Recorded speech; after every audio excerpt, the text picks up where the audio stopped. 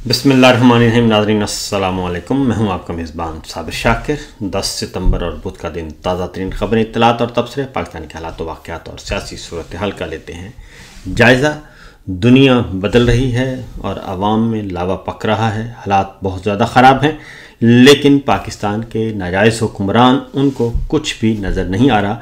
कुछ ख़बरें आपके साथ शेयर करूंगा, उसके बाद फिर बड़ी ख़बर की तरफ हम जाएंगे, क्योंकि ये छोटी छोटी ख़बरें आपको सूरत हाल की संगीनी से आपको आगाह करेंगी। और उसके बाद हमारे हुक्मरान वो क्या सोच रहे हैं और उनकी तरजीहात क्या हैं और उनके साथ क्या होने वाला है और कुदरत उनके साथ क्या खेल खेलने वाली है, शायद ये उनको अंदाज़ा नहीं है। उसकी वजह यह है कि एक जुल्म का निज़ाम है जो चल रहा है, और कहने को जब हमारे सामने आते हैं तो वो कुरान मजीद की आयत हमें पढ़कर सुनाते हैं, लेकिन जब मगरबी दुनिया में जाते हैं तो वहाँ पे जाके कहते हैं जनाब आप ही हमारे माई बाप हैं और आपने ही हमें हमारे इक़्तिदार को आप ही ने दवाम देना है, आपकी ही बदौलत हम आगे जा सकते हैं, आप ही की वजह से हमें एक्सटेंशन मिल सकती है। बस आप एक नज़र करम हम पे करें और आप जो कहेंगे हम वही करेंगे। ये सब कुछ हो रहा है। तो ज़रा जायज़ा लेते हैं जनाब सिचुएशन का। सूरत हाल ये है कि कल राना सनाउल्लाह साहब सेनेटर बन गए और बहुत खुश थे कि मैं सेनेटर बन गया हूँ। हालांकि उन्हें खुश नहीं होना चाहिए, बल्कि उन्हें बाइसे शर्म होना चाहिए ये सारे का सारा, क्योंकि सेनेटर एजाज चौधरी साहब बहुत ही नफीस आदमी, पाक साफ आदमी, पाकबाज आदमी, और उन्हें 9 मई के चक्कर में घेरा हुआ और उनको गिरफ़्तार किया हुआ। जमात इस्लामी से उन्होंने अपनी सियासत का आगाज़ किया था। बहुत ही शरीफ, ईमानदार और मुखलिस और सच्चे पक्के पाकिस्तानी, लेकिन चूँकि उन्होंने इमरान खान का साथ नहीं छोड़ा और 9 मई के फॉल्स फ्लैग ऑपरेशन में वो वादा माफ़ गवानी बने और उनको भी सज़ा सुना दी गई। और उनको सज़ा सुनाकर वो सेनेटर थे, सीट खाली करवाई गई और वहाँ पे फौरी जो है इलेक्शन करवा के कल राना सनाउल्लाह साहब को उनकी खाली करदा सीट पे सेनेटर मुंतखब करवा दिया गया है।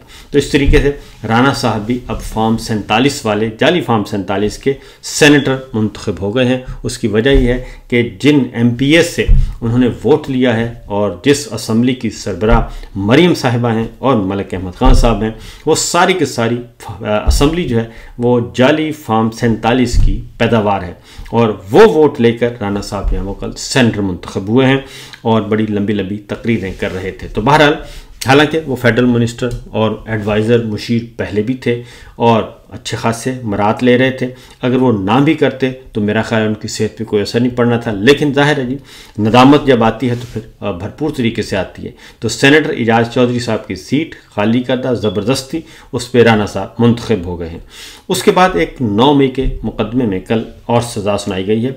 मियाँ महमूद रशीद साहब को भी, डॉक्टर यास्मीन राशिद को भी और बहुत सारे रहनुमाओं को दोबारा से सज़ाएँ सुनाई गई हैं। उनमें से एक है खदीजा शाह। खदीजा शाह जो हैं वो साबिक आर्मी चीफ आसिफ नवाज़ जंजुआ साहब की नवासी हैं और उन बेटी हैं सलमान शाह साहब की।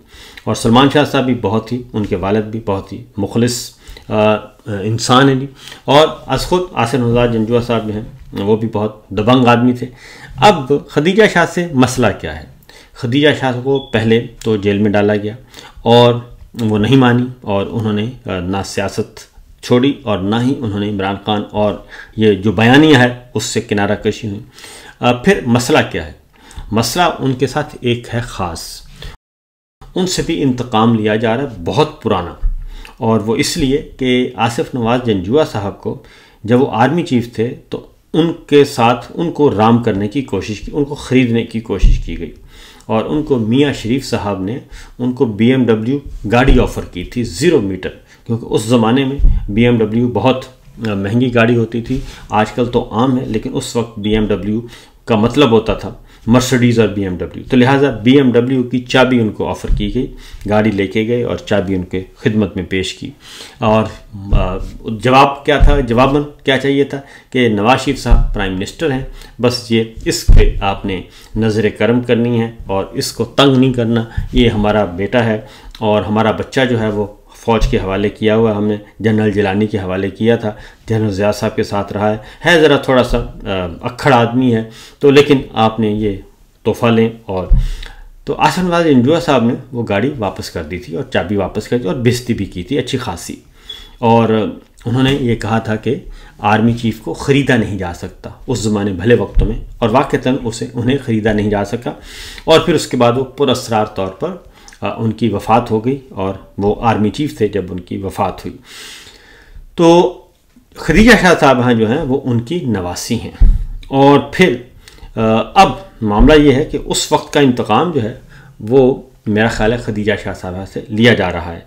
एक अदरवाइज़ भी उनका क्योंकि एक बिज़नेस भी है और उसमें भी मरीम साहिबा के साथ भी उनके कोई ज़ाती इख्तलाफात या इस तरह की बातें हैं, लेकिन नस्ल दर नस्ल ये चलता आ रहा है। तो अब उनको 9 मई में फ़िक्स किया गया है और उनको सज़ाएँ सुनाई गई हैं। तो इससे आप अंदाज़ा कर सकते हैं कि ये किस हद तक ये मुंतक़िम मिजाज हैं और इंतकाम लेने वाले लोग हैं।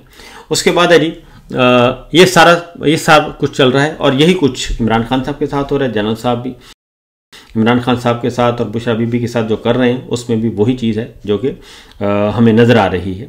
और जुल्फ़ी बुखारी साहब, इमरान खान साहब एक इंकशाफ कर चुके हैं, जुल्फ़ी बुखारी साहब उसकी तायद में बयान दे चुके हैं और गवाही दे चुके हैं कि वाक़तन जब DDISI के तौर पर उनको हटाया जा रहा था तो उस वक्त बुशरा बीबी से रब्ता करने की कोशिश की गई, सिफारिश करवाने की कोशिश की गई। बुशरा बीबी ने इनकार कर दिया मुलाकात करने से और उसके बाद फिर ये मामला था, फ़ौज के अंदर का मामला था। जनरल फैज़, जनरल बाजवा और जनरल आसिम मुनीर साहब के आपस का मामला था ये, और उसमें इमरान खान साहब को भी मिलान किया जा रहा है और उसमें बुशरा बीबी को भी और उसमें बाकी लोगों को भी, और ये आपस में खेल रहे थे। इसके अलावा क्योंकि मुझे भी ज़ाती तौर पर भी मुझे इल्म है कि इनके दरमियान क्या चल रहा था। तो बहरहाल यही सिचुएशन, और उस वक्त अब इमरान खान और बुशरा बीबी जो हैं उनको निशाना बनाया जा रहा है उसी इंतकाम का। तो ये तो है हमारी सिचुएशन हमारे हुक्मरानों की। और आगे बढ़ते हैं, अगली खबर जो है वो है पाकिस्तान के अवाम इस वक्त किस हाल में है। भारत ने दरिया सतलुज में मज़ीद पानी छोड़ दिया है, जिसके बाद दरिया सतलुज की जो पट्टी है, बेल्ट है दरिया की, वो सारी की सारी बहुत ज़्यादा मज़ीद मुतासर हुई है। पाकपतन, हेड सुलेमान की और हेड सुलेमान के साथ जुड़े हुए शहर, आगे फिर बहावल नगर से आगे बहावलपुर, जितने भी जो हैं मिंचनाबाद उसमें भी शामिल है, ये सारे के सारे इलाके जो हैं वो शदीद मुतासर हुए हैं। मज़ीद देहात जो हैं वो ज़ेर-ए-आब आ गए हैं, मज़ीद लोग घर बेघर हो गए हैं और लाखों लोग इस वक्त बेघर हो रहे हैं इन्हीं वजह से। और यहाँ पे न पाकपतन, न मुल्तान, न बहावलपुर, न पूरे जनूबी पंजाब में किसी किस्म का कोई लुक आफ्टर नहीं किया जा रहा और हुकूमत नाम की कोई चीज़ नहीं है। भारत की तरफ से एक छोटी सी इत्तला दे दी जाती है, लेकिन वो उस वक्त दी जाती है जब पानी सर पे पहुँच चुका होता है। तो बहरहाल ये तबाहियाँ जो है सैलाब की तबाही जो है वो बदस्तूर जारी और सारी है, और ना ही मवेशी बच रहे हैं और ना ही इंसान बच रहे हैं, और लोग मदद के लिए पुकार रहे हैं, लेकिन उनकी मदद करने वाला हुकूमती सतह पर तो कोई नहीं है। हाँ, अलबत्ता लोग अपनी मदद आपके तहत भी, और एक कम्युनिटी जो है, जो हमारे सोसाइटी का एक अच्छा हुस्न है, वो ज़रूर उनकी मदद कर रहे हैं, लेकिन अदरवाइज़ हालात ख़राब हैं। आगे बढ़ते हैं। सिचुएशन ये पाकिस्तान के अवाम का बेयारो मददगार। दूसरी तरफ मरीम साहबा गई थी जापान और बड़ा तवील तरीन विज़िट किया था, और ये वही विज़िट है जिसमें उन्होंने कहा था कि जनाब ये जो सिचुएशन है वो ऐसी है कि खाली जहाज़ जा रहा था, सीटें खाली थी, तो वो उन्होंने मरीम साहबा ने अपने बच्चों को भी बिठा लिया, अपनी नुकरानियों को भी बिठा लिया, अपने मुलाजमीन को भी बिठा लिया, और जो अफसर साथ जा रहे थे उनको भी उन्होंने साथ शामिल कर लिया जी। ये एक कहा गया था, ये वही विज़िट है, और तकरीबन 14-15 दिन का विज़िट था। थाईलैंड भी गए थे, जापान भी गए थे, हांगकॉन्ग भी गए थे, शॉपिंग वापिंग हर चीज़ सब कुछ किया, टिकटॉक बनाए, और ये वो वाला विज़िट था। तो उसका पहला नतीजा आ गया, और वैसे तो कहा गया था कि जनाब बहुत ज़बरदस्त पता नहीं कितने करोड़ों डॉलर की इन्वेस्टमेंट और बहुत सा कुछ करके आए हैं, लेकिन मारूफ जापानी कंपनी है यामाहा, आपने भी देखा होगा, उसका एक मोटरसाइकिल है, बड़ा मशहूर मोटरसाइकिल यामाहा जापानी। तो उसको एक तवील अरसे से एक फैक्ट्री उनकी काम इधर लगी हुई थी, कारखाना लगा हुआ था। तो अब सूरत हाल ये है कि मारूफ जापानी कंपनी यामाहा ने पाकिस्तान में अपना कारोबार बंद कर दिया है और मोटरसाइकिल की पैदावार बंद करने का ऐलान कर दिया है। कारोबारी पॉलिसी में तब्दीली की वजह से हम मोटरसाइकिलों की पैदावार बंद कर रहे हैं। यामाहा मोटर की जानिब से बाकायदा तौर पे बाज़ाब्ता पैगाम जारी कर दिया गया और इस तरीके से आप पहले भी बहुत सारी मुतादिद कंपनियां जो हैं पाकिस्तान छोड़ के जा चुकी हैं।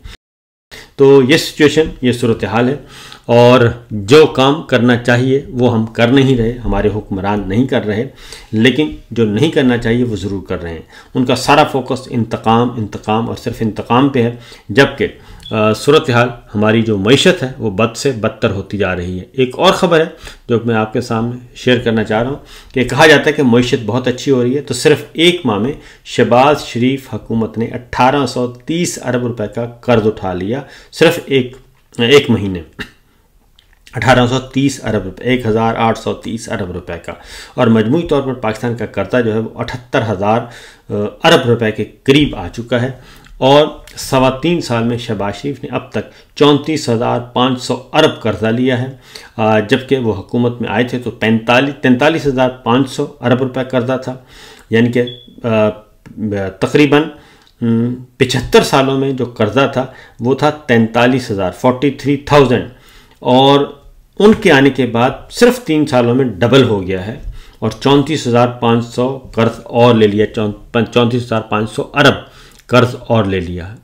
और शहबाज हुकूमत ने मुल्क का मजमूई कर्ज 79% इजाफा कर दिया है और अगर आसान अल्फाज में वो कहते हैं बताया जाए तो 75 सालों में लिया गया इसका 80% जो है वो 3.5 सालों में ये जो रजीम चेंज ऑपरेशन के बाद लिया गया उसका है। तो इससे आप अंदाज़ा कर सकते हैं कि जो ये दावा किया जाता है कि जनाब हम आए हैं मुल्क की मईशत बचाने के लिए, और जो जनरल बाजवा ने दावा किया था और जनरल नदीम ने किया था, तो वो सारे का सारा एक झूठ था और फजूल चीज़ थी। बुनियादी मकसद ये था कि अमेरिका से चिट्ठी आई थी और उसको उन्होंने पूरा किया था।